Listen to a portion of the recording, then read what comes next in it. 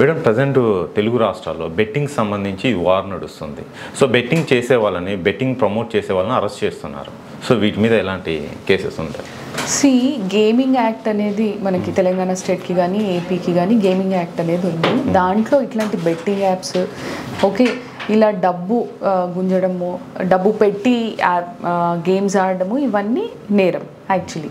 అయితే ఈ betting apps అనేది ఇప్పుడేం రాలేదండి, ఫ్రమ్ పాస్ట్ ఫ్యూ ఇయర్స్ ఉన్నాయి. కాకపోతే మన వాళ్ళు ఇప్పుడు మేల్కొన్నారు.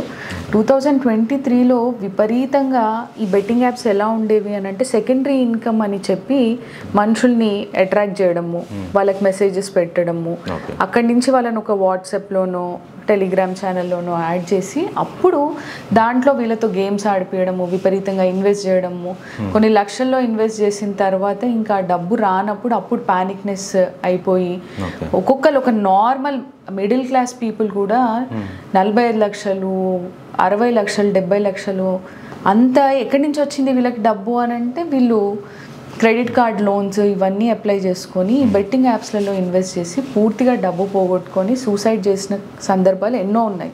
సో ఇవన్నీ సైబర్ క్రైమ్ కింద నేరాలు.